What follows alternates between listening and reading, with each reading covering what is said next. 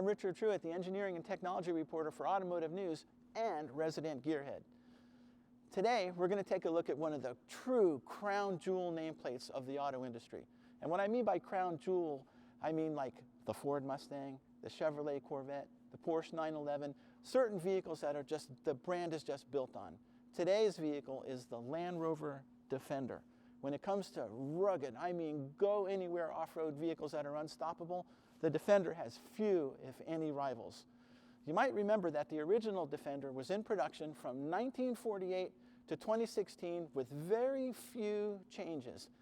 That vehicle was the one that conquered the jungles of South America and Africa, the deserts in the Sahara. It would not be stopped by anything, mud or even ice. Nothing can stop the Defender. Well, this new one has big shoes or maybe tires to fill. Let's see how they did. Land Rover builds the current generation Defender with a variety of engines. You can get a 4-cylinder, a 6-cylinder, or a supercharged V8. Let's take a look under the hood of our test vehicle, which is a P400.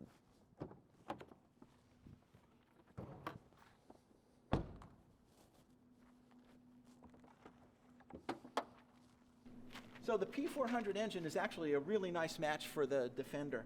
It's got nice low-end torque, so when you take off from a stop, it's pretty quick. I mean, it's not a race car, and very few of these big SUVs are, but it delivers plenty of good performance. So if you need to pass a slower moving vehicle on the highway at 55 or 60, you can do that.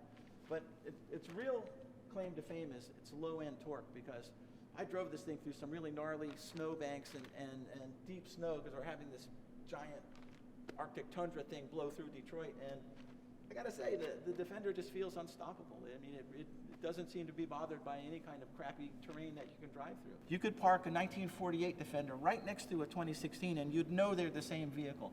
The Defender styling is probably going to stay the same for a very long time, and that's no bad thing because really it's a good looking vehicle.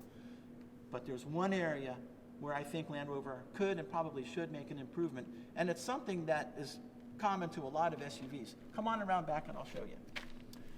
It's the spare tire. Look where it's at. If there's a rear end collision, think of the damage that's going to happen. This is going to be destroyed. The tailgate is going to be damaged, and there's going to be a lot of, just a big expensive mess to fix.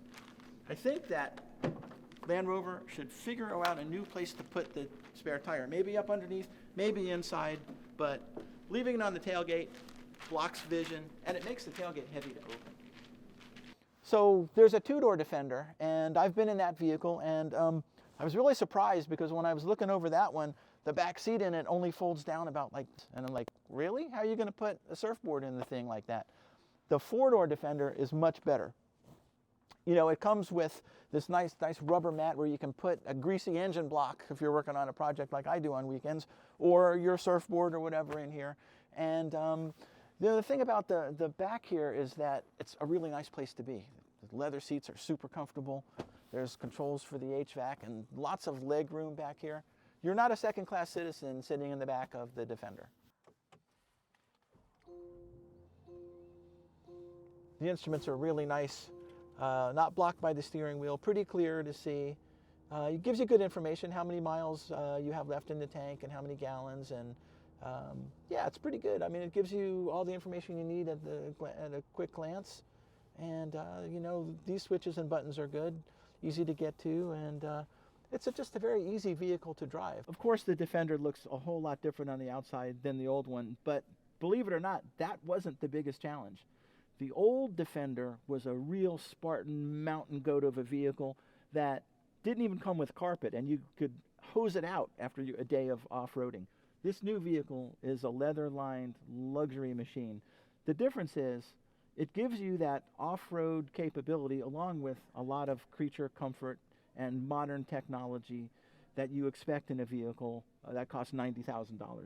So you might be wondering, why is there snow on the roof? Well, we did this test drive when Detroit got hammered with a snowstorm and like Arctic cold. And I picked up one of my colleagues at the airport in it for two reasons. One, I wanted to see how this thing drives in really crappy weather, and two, I wanted to get my boss home safe. But one thing I noticed is that you're going down the road, and this car makes it easy for you to be a really good driver, to drive really smooth. The powertrain is just really nicely weighted to or matched to the weight of the vehicle, and you can drive it really smoothly. The visibility's good. You know, crosswinds don't affect it. It's a comfortable vehicle that's really intuitive to drive, except for one thing. The infotainment system and the buttons are not one that you can look at and easily make changes. You know, here's your favorites, but what if you want channel 22 that's not on here? You know, I'm going to have to open an owner's manual to figure out how to do that. And so there's that, and there's like a head-up display here that you can see, but how do you adjust it? I don't know. It doesn't tell you here. It's not intuitive. I think that of all the test vehicles I've driven lately, the ones from Stellantis seem to have the best user experience inside. They're just, you can sit in it without, for the first time, and just figure out how things work. This one, you know, I guess if you buy the vehicle and you learn how everything, where everything is and how to use it, it's not a big deal. But when you're sitting in it for the first time, it's like overwhelms your senses with like, how do I do this? How do I do that? The market for expensive luxury off-road vehicles is growing by leaps and bounds.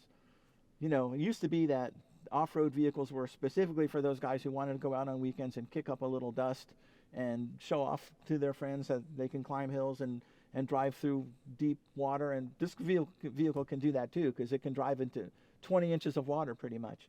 And so, you know, it can fill that role, but I see this more as an urban commuter. And if you look at the state of American infrastructure with the crappy roads and how things are falling apart, this might be the best urban vehicle you can get right now, because potholes and other things like that are just not going to bother it. So after spending a week with the Land Rover Defender, or any test vehicle, I always ask myself, would I buy this vehicle? Do I want to be married to it for 5 years for payments? Would I be happy every month sending that check in? With a vehicle like this, it pretty much checks all my boxes because, one, I like a vehicle that you don't see everywhere, that's not too popular, that makes you stand out a little bit. And that certainly, the Defender certainly fits that bill. But I like its performance. I like the style of it. It's comfortable.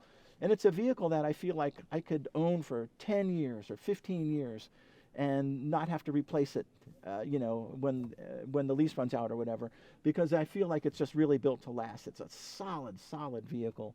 And, you know, is it worth 90 grand? I guess it depends on how much money you make, but if I had that much money to spend on a car and I wanted an off-road vehicle, this would probably be very close to the top of the list. 7 degrees in Detroit today. We just had a big snowstorm. There's ice everywhere, and not exactly ideal weather to film, you know, videos of cars. So I'd like to thank the folks at M1 in Pontiac, Michigan for opening up their space to us today to let us come in here and tell you about the Defender in an environment that would not cause frostbite.